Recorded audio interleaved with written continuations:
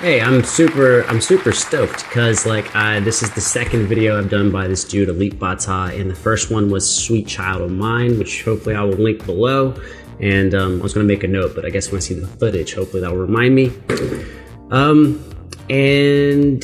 To make things fair, I will link to my own solo arrangement of me playing BTS Make It Right. You can see what you think about that. Okay, so one, I already know the guy's badass. That makes things really easy, because worst case scenario, I'm just gonna get to hear him be awesome. What did he do incredibly well? You know, he does a lot of things well, but I think if you're a guitarist and things you might want to try to steal from this guy, the thing that I think he did the best is the hardest to probably notice, which is his fretting hand finger placement. It's one of the most common mistakes on the guitar. I will tell you, I played guitar for 12 years before I got my finger placement adjusted by a dude who was in his late 70s.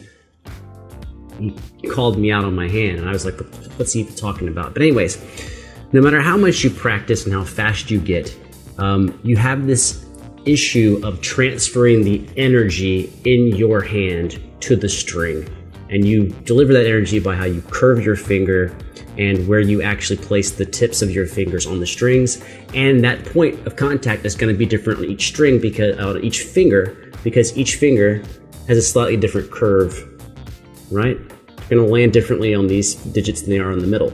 So anyways, his finger placement is spot on, which, when you have good finger placement, allows you to use less effort when you play, and you still get to have speed and clarity. So anyways, I'm excited to see what he does on Black or White. Let's go. I'm Ellis. What's up? How you doing?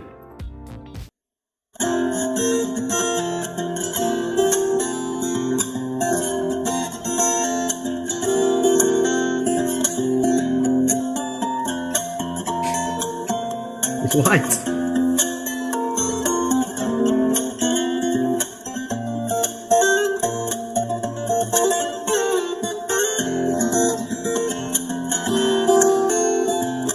Okay, he's doing something else. Obviously, those harmonics were dope, but I'm not going to talk about the harmonics because they're harmonics. Like, finger placement for your harmonics, that's a different thing. But he's doing these little rasguiatos. A rasguiato is an unfurling of your finger for strumming. So you strum like this instead of with your wrist.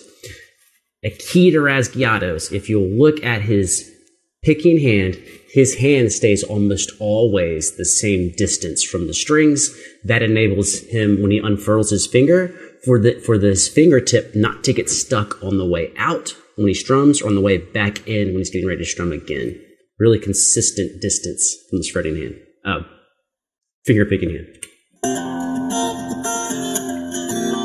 Oh, also, big ass thumbnails, right? I got one, he's got one. That also helps you maintain distance, because you cat, Jesus Christ, go over there.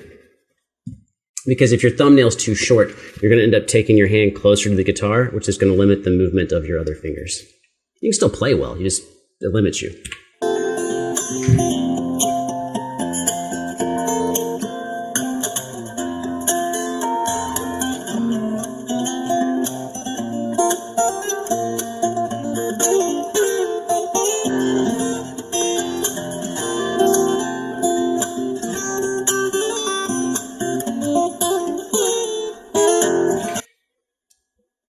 These little hammer-on and pull-offs he's doing, if you notice how even the volume is between the hammer-ons, the pull-offs, and the picking notes, that's that fretting hand.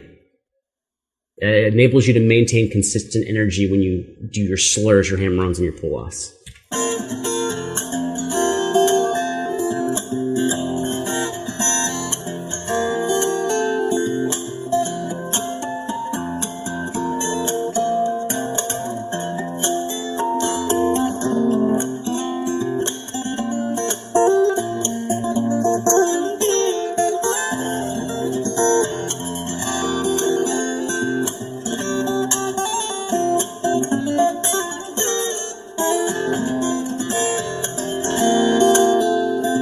Actually, hold on, I'll back up. Well, we got a lot of time left. Never mind.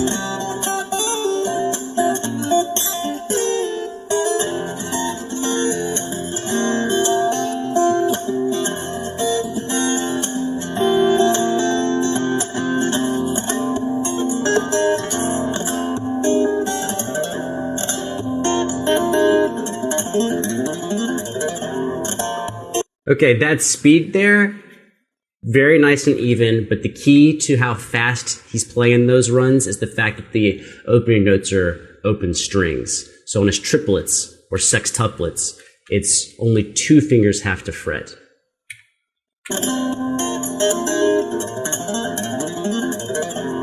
Right?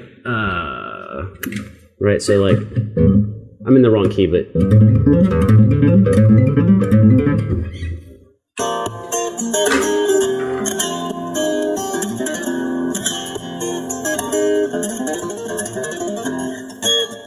Oh, also, something he's doing with his hand placement to make it clear. If you look at these triplets, he's using his first note is the index finger, and his second note is the pinky of his fretting hand, and it enables you to have a bigger curve, so you can smack the string harder.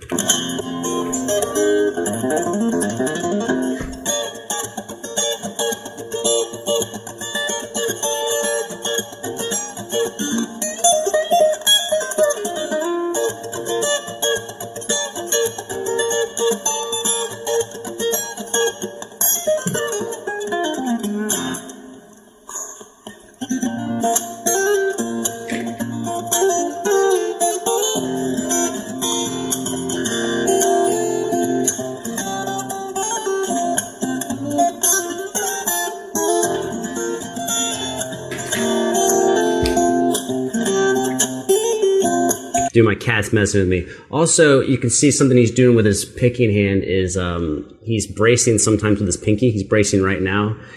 Even though people frown on that, there's no reason to frown on it as long as you're able to articulate your notes clearly, because what the pinky bracing does is it adds stability to the right hand, enables you to play with a little more force. As long as you don't depend on it like a crutch, no problem.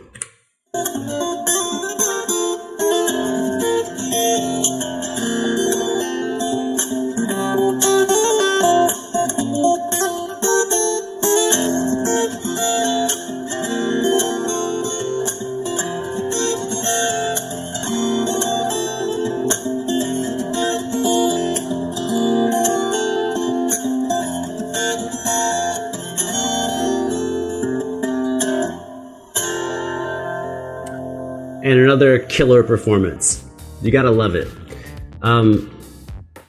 So something that we do in studio at school, well, if you're pursuing a degree, this is really common, and it's common for all of the instruments, is you have one-on-one studio time with a teacher, but then you also have usually weekly group sessions where all of the students get together and you take turns performing in front of the class, and then you get feedback from the class and from the professor.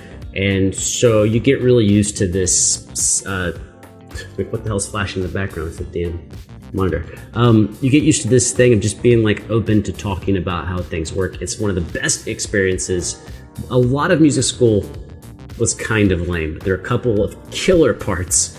Keyboard studies, giant choir performances. That was all dope. The lessons are dope, and seminar, man, just watching people. So when you are going to critique a piece or a performance, you can't critique the composition, right? Maybe you don't like the song, but you're critiquing the performance of the song, not whether or not you like it.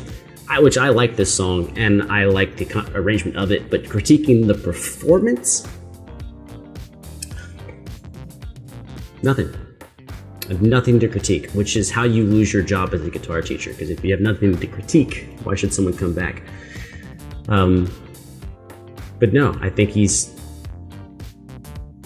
that song is finished. It's good to go. Put it on iTunes, man. Let people download it and buy it, or perform it live, because you've got it locked down. And when you got something locked down, it goes in your repertoire, which okay, yes, repertoire is technically anything you already know how to play. But I would take it one step further and say repertoire is shit that's finished. Things you're ready to play for the public on a recurring basis. So anyways, that was dope. A pleasure. Sorry if I talk too much. It's like 2 in the morning. I'm trying to stay awake for the album release at 4 a.m. Much love to my man Alip. Hopefully I'm saying his name right. And plus, watching him play is going to light a fire under my ass to do more work. Because it's like the best feeling is like when you watch someone play and you're like, fuck, I should work harder.